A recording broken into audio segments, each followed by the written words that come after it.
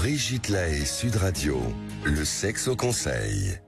Conseil pour un cunilingus. Philippe Arlin, d'abord, il faut rappeler aux hommes que la langue n'est pas un pénis.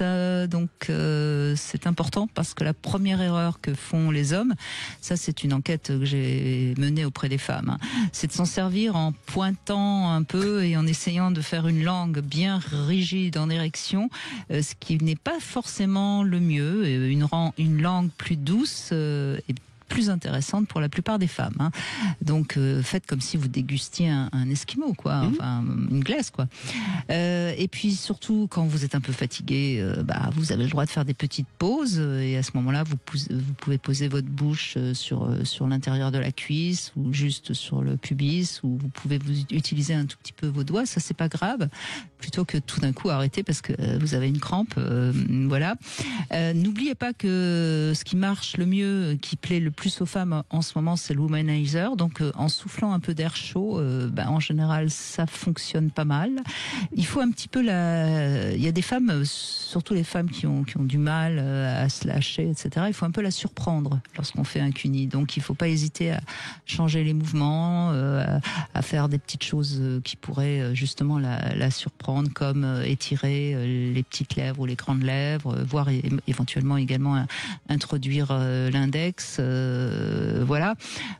Donc c'est être parfois trop précis et trop méticuleux, ça peut nuire parce que justement ça ne la surprend pas. Et puis attention aussi quand vous sentez, parce que les hommes le sentent souvent quand ils sont adeptes du cuni, quand vous sentez qu'elle est en train de commencer à jouir, n'allez pas tout de suite beaucoup plus sur le clitoris, chic, je vais la faire jouir, parce qu'à ce moment-là, vous provoquez un orgasme certes rapide et intense, mais parfois un peu trop électrique. Donc il vaut mieux là aussi rester aux orages, dans la douceur. Voilà. Est-ce que vous voulez ajouter d'autres choses, Philippe Arlin? Non, je pense qu'il faut quand même le rappeler.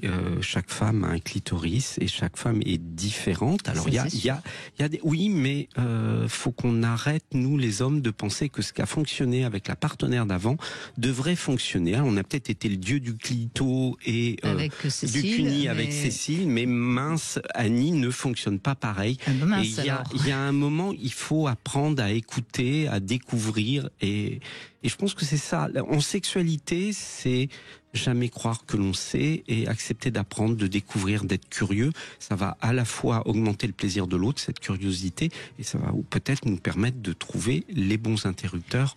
Et il faut se laisser aller à ses sensations et à son intuition, et pas réfléchir à ce que ça se sent. Enfin, pour quel sens?